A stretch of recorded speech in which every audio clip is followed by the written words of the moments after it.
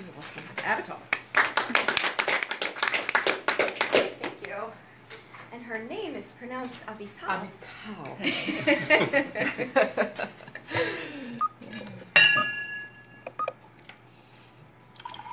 How many of you want to live a long, happy, healthy life? How many of you want to achieve your dreams and goals? That's pretty much everyone. So did Dr. Brooke Goldner. However, she had such a bad case of lupus that she was on chemo for 2 years in high school. She was never expected to heal from lupus, live long, or have kids. She also dreamed of being a doctor. She did become a doctor. She also had 2 cute, healthy boys and has been lupus-free for over 10 years. In 2000, Trish Davney was given 6 months to live due to hepatitis C. 3 months later, it was gone.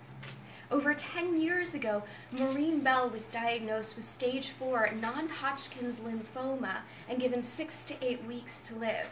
Today, she's a beautiful, wise woman who is coming to visit me tomorrow. In 2006, I was diagnosed with Hashimoto's and hypothyroidism.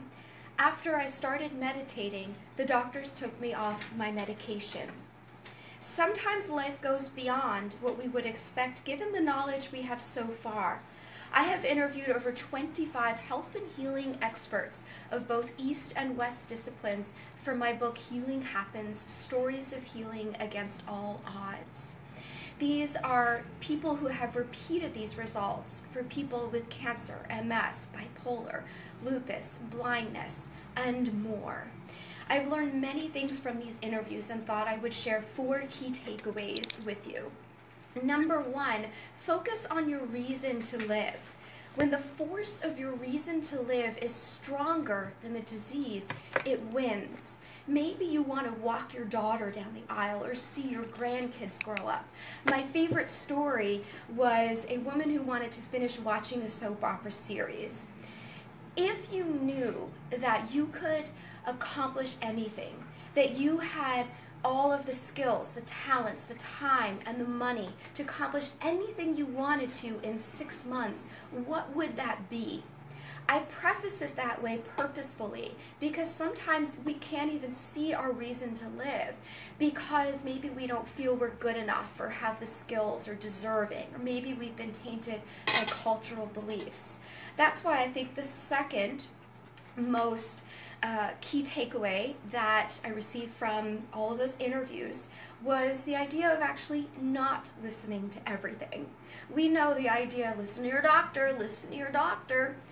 I'm going to say don't listen to everything your doctor says. Maybe the diagnosis, but not always the prognosis. I believe doctors are meant to heal, not tell us when we're going to die. And they are human and make mistakes.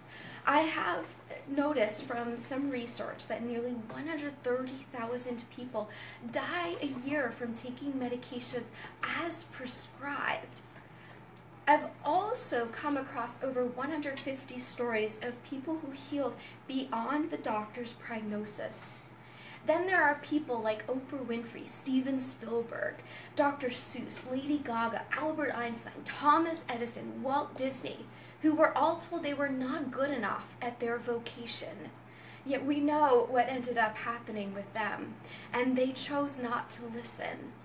And what would happen with all of you if you choose wisely what to listen to? What gifts could you bring to the world?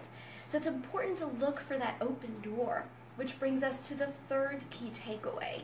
Do what you can do.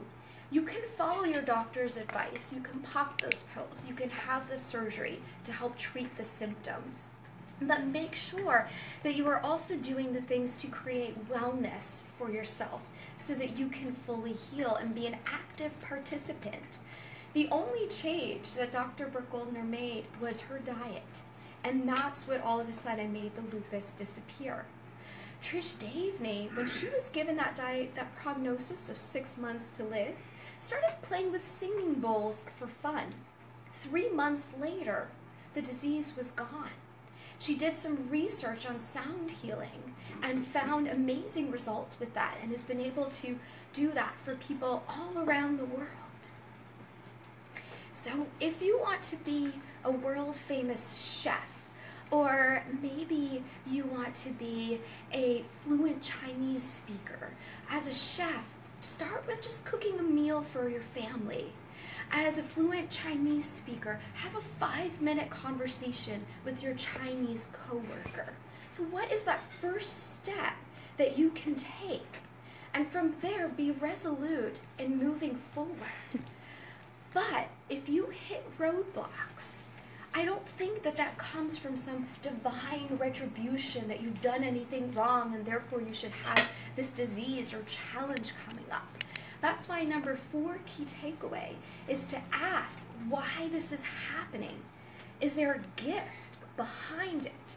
It's always helpful to see the source or reason so that we know how to move forward resolutely.